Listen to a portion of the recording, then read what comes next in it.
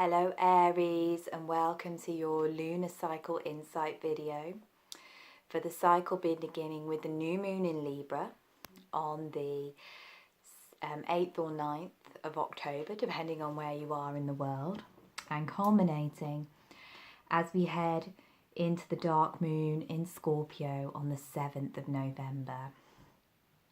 So these videos are designed to talk you through the current astrological energies and how they are impacting your sign. So we talk about all of the major shifts that will happen over the next 4 weeks. And as we know, this is a really powerful month for deep soul diving. We have Venus retrograde going on. It actually officially begins about 3 days before this new moon on the 5th of October.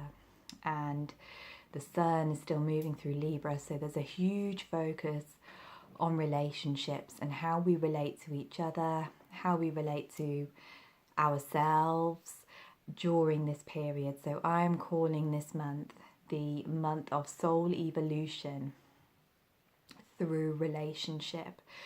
So it's a time of remembering the power and potency of our connections with others.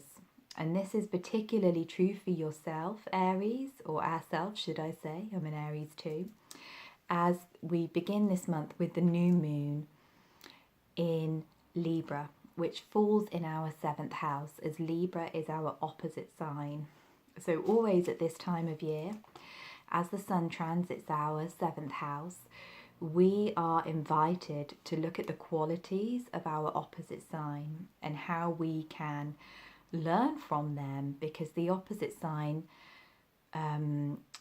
everybody's opposite sign, holds qualities that can reflect back to us the areas that we are perhaps a little bit weak in. So Libra, as we know, is the sign of other, the sign of balance, harmony, cooperation. Aries is the sign of self, of assertiveness, of drive, of forward movement. Aries is like the warrior, the Amazon. Libra is like the goddess of divine justice, like Mat with her silver scales. And so this time of year always asks us to balance these polarities within ourselves. And it can also be a time when we are, contemplating the nature of relationship and what it really means to us. So this new moon in Libra that is upcoming will really highlight this even further. It will ask us to look at the areas of our lives where we are out of balance, out of harmony with the other people in our life. And this doesn't just have to be with lovers or partners or husbands or wives. This can also be our relationship with our business associates, with our tribe, with our family members. It's highlighting all of those spaces where we may need to think about considering the needs of the other person versus the needs of ourselves. So it's codependence versus independence. And for us Aries, we naturally tend to veer towards the side of independence. So we need to take this as an opportunity to have a deep look within ourselves, particularly as this moon will be in square to Pluto. So Pluto, as we know, is the more modern ruler of Scorpio, where Venus is currently going retrograde. So for all of us collectively, this moon really highlights that ongoing tension between Scorpio and Libra, which will play out through the Venus retrograde. So it's all about how deep are we willing to go with our relationships? How deep are we willing to go with doing our inner work, clearing and purifying our heart centers, and how much are we wanting to stay on the surface and not get involved with all of the ugly, messy parts that naturally come when we are intimately involved with somebody else. This can be a thing, what would other people think if I did this? Or just worrying about what is socially acceptable. as opposed to what we truly desire, can be a key theme of this moon and this Venus retrograde. As I mentioned in the previous videos, this can be very much to do with the balance of shadows and light within ourselves and within our partnerships. So Pluto squaring this moon is very interesting because Pluto is the evolutionary desire of the soul. When we look at evolutionary astrology, this is what Jeffrey Wolf Green teaches. So really this moon is asking you, Aries, how can I evolve through my relationships? How can I be willing to face all of this dark, messy stuff and alchemize it into greater union, greater harmony? And we can also see this, perhaps playing out in your career as well, with Pluto in your 10th house. He's been there since 2009. He's, been joined by Saturn late last year as well. So there's a huge focus going on and between our career and our purpose and our relationships as well, that could be highlighted by this moon. And the new moon will set the seed for the next 4-week cycle. So this is really a cycle where we are deep diving into these areas. So it's an underlying theme that will go on throughout the month. So on the 9th of October, Mercury the Messenger, he's also been moving through Libra throughout your 7th house for the past month or so. And he's been, asking you to look at how you communicate with your loved ones, asking you how you, if you can see both sides of an issue, if you can see both sides of an argument or a dilemma that might be occurring in your life, and how willing you are to talk about and express your emotions, which is never a comfortable thing for Aries in general. So he's going to move into the 8th house where Venus is, retrograding on the 9th of October.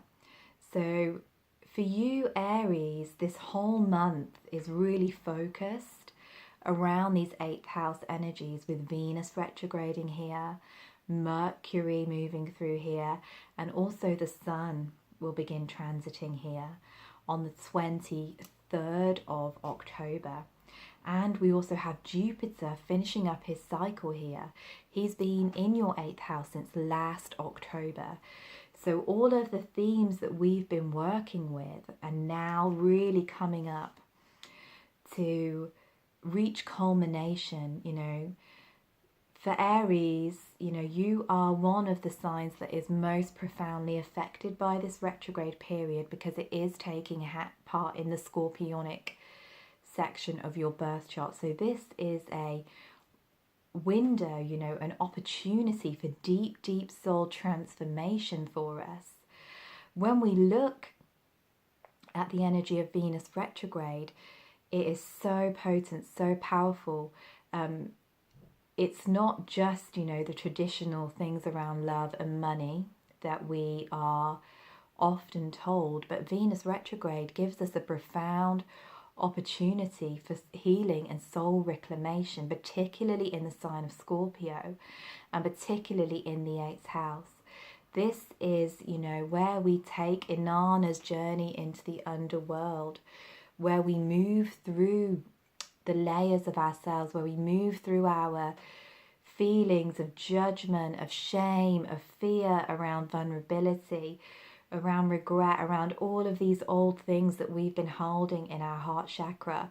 We look at our deepest fears, we look at our deepest wounds, we look at where we have been giving away our power, and we look at how comfortable we are with the shadows in our life. We look at how able we are to embrace those darker aspects of ourselves, and we alchemize any pain, any suffering, any of that shame into new growth, into new life. The Scorpio is the point of death and rebirth in the birth chart.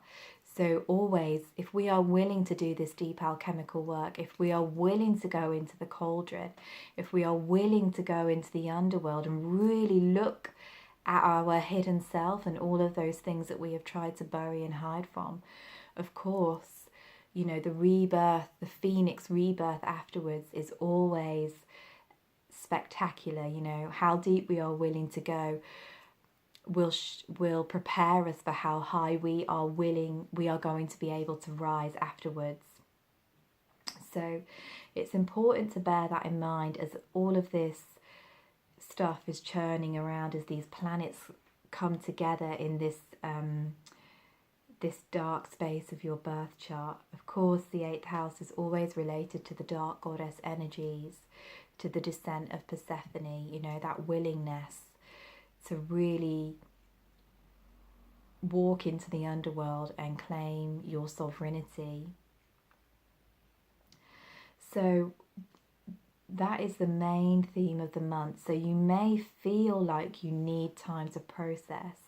You may need support, you know, you may need people to talk to. You may need to have safe spaces or self-care techniques in practice to help you to deal with this intensity, particularly if you're not a naturally scorpionic person, Aries.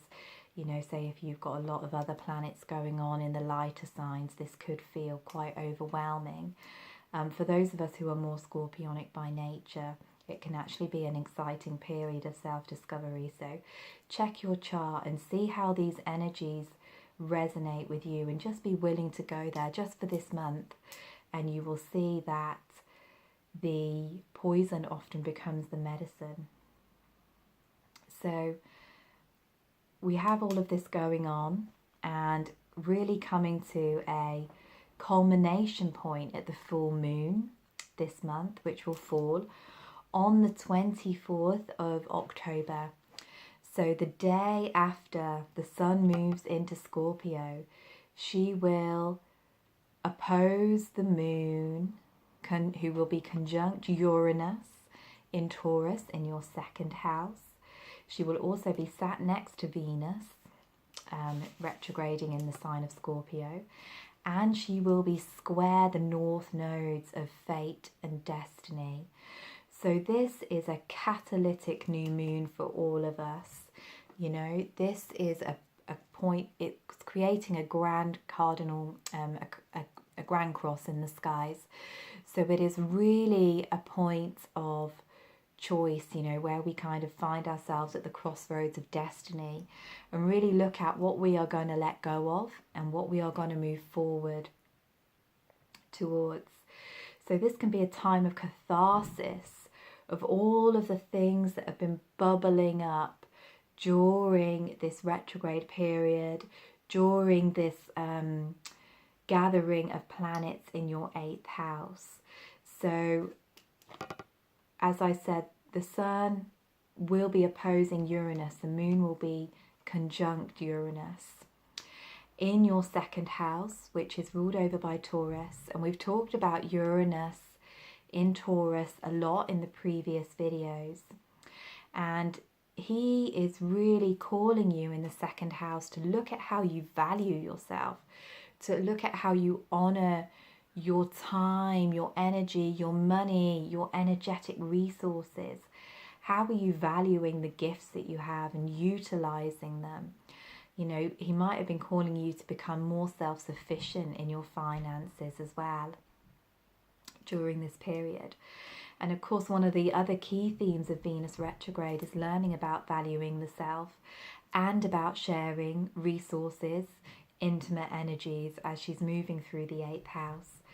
So if these areas of your life are out of balance in any way, or if there are patterns here that are holding you back, you know, patterns of low self-worth, things that you're doing that your heart isn't really in, areas of your life where you just don't feel valued, where you feel unappreciated, now is the time where we will begin to feel the pull to make the change. You know, we can't hide from these things. We can't cling to the old for security.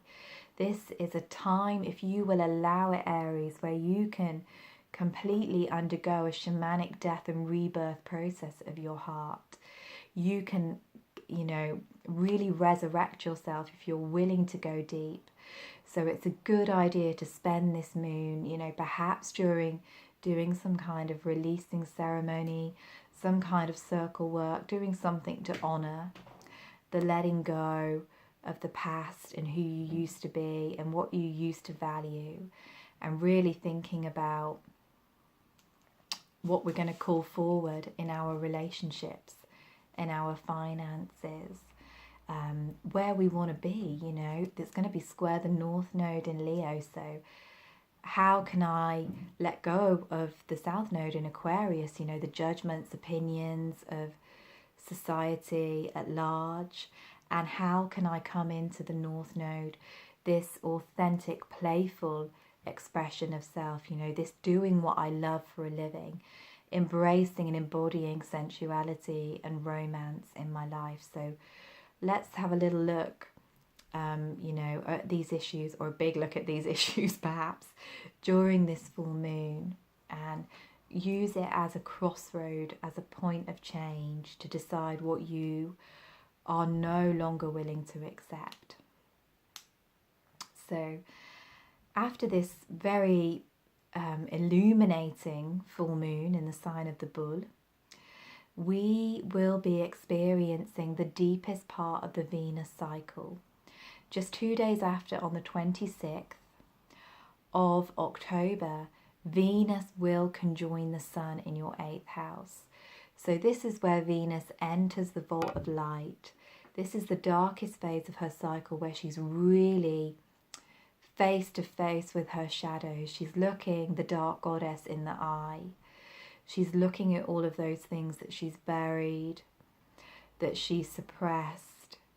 She's tired, she's really feeling weighed down and ready to let go of the old.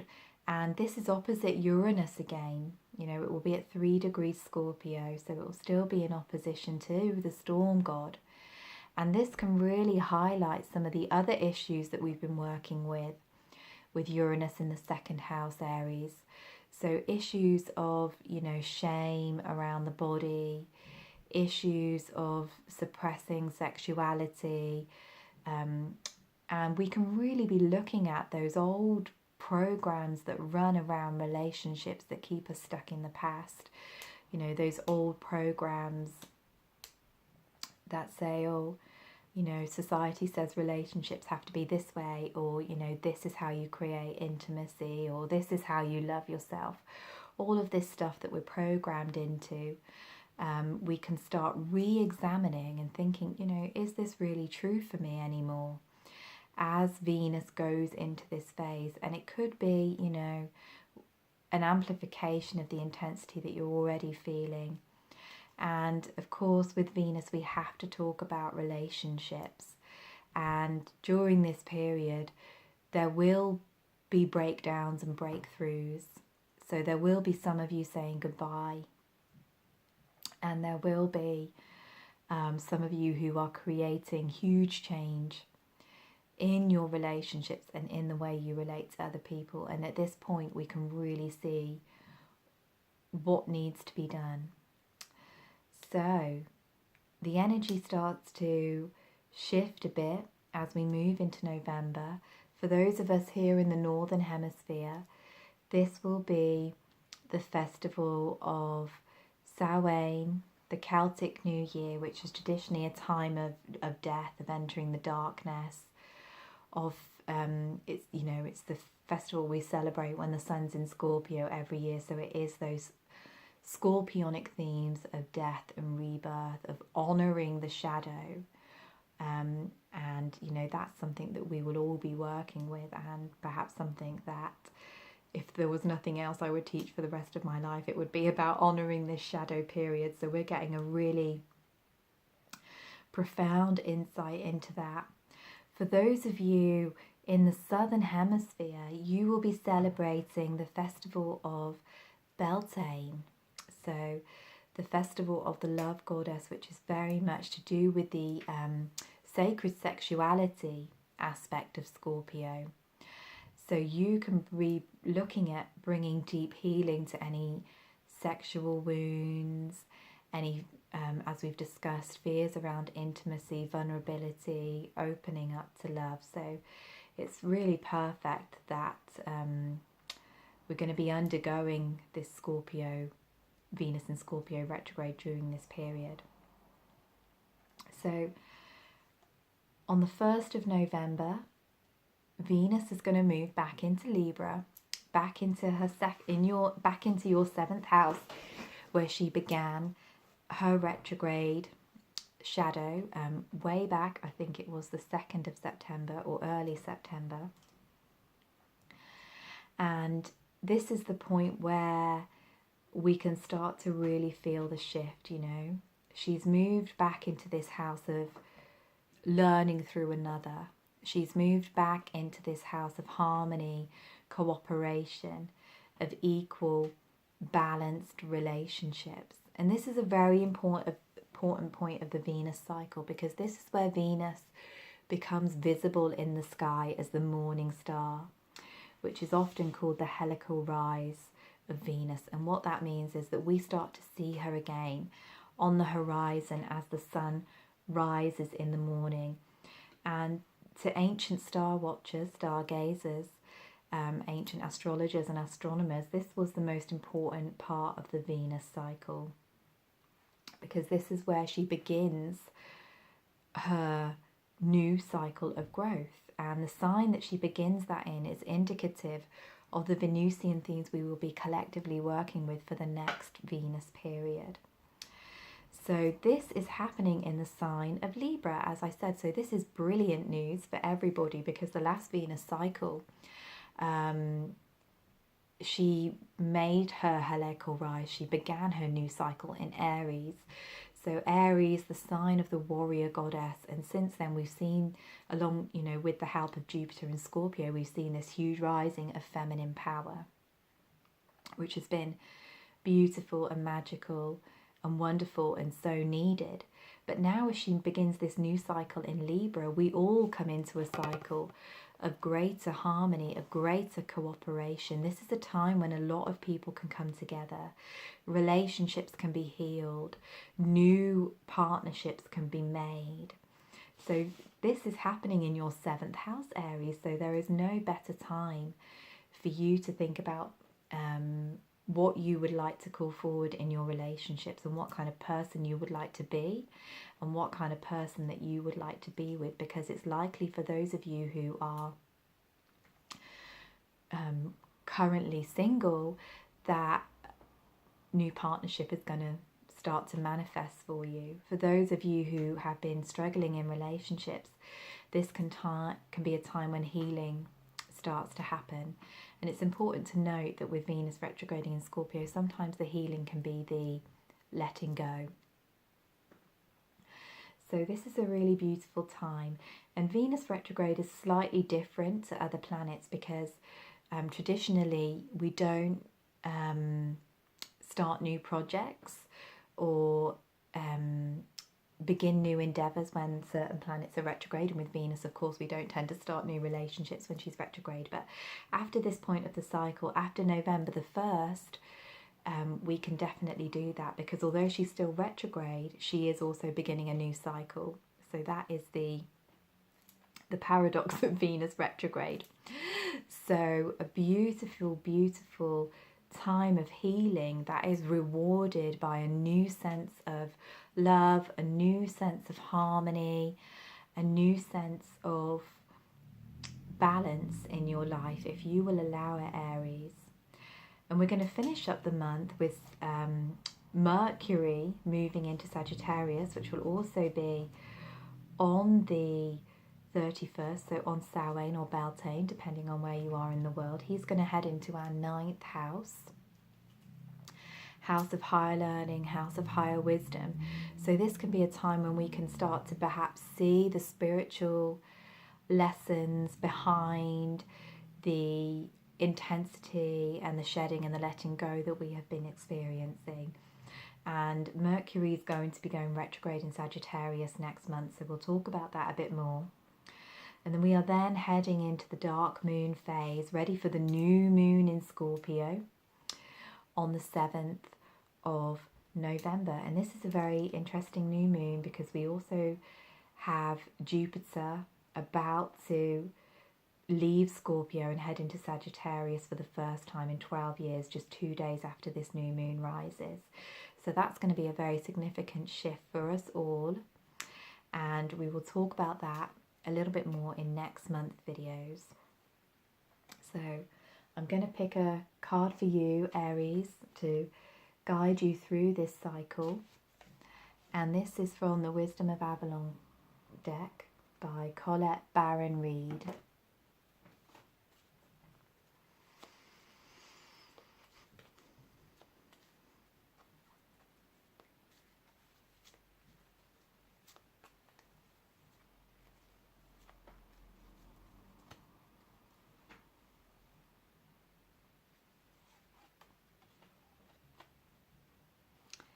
And this is a really interesting card. It's physical health, grounding and foundations. It's the Earth Fairy, which is a beautiful message. We are in this time of Earth here in the Northern Hemisphere. We are in this time of autumn, the element of Earth. And that card just makes me think of the descent into Earth and the descent within that we undergo at this time of year. Like I say, the descent of Persephone into the inner earth, into the shadows. And that's reminding you, Aries, of the importance of staying in the body, not getting swept away on the tidal wave of emotion that could happen during this period. You know, perhaps you will need to practice meditation, breathing techniques, being out in nature as a healer as you process all of this stuff. And also, we have the element of Earth very present with the Taurus full moon, and also with Saturn in Capricorn and Pluto in Capricorn.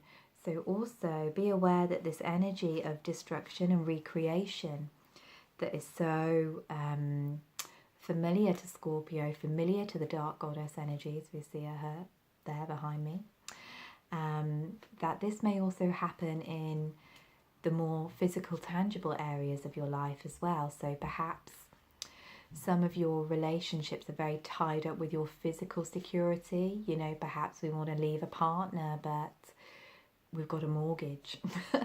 Our finances are tied up with others. Our businesses are tied up with others. So just be willing to know that these things will change as well, and not be afraid if the ground shakes under your feet in your, you know, more material manifestations such as work and home life as well. And, you know, the importance of taking care of the physical body, because this is a detoxification process. I'm making these videos actually as Venus stations in Scorpio, and I can feel that energy of purification moving through the physical as well. So just be gentle and take tender care with your bodies during this period too, Aries. I hope that you've enjoyed this little insight into these powerful energies, and if you wish to connect with me further, you can click the links below for my Facebook groups and pages where I offer a lot of astrological writings, and you can also contact me there for personal readings if you would like to. Thank you so much for watching me. I am wishing you a deeply, deeply healing journey through the Scorpionic underworld this month, Aries.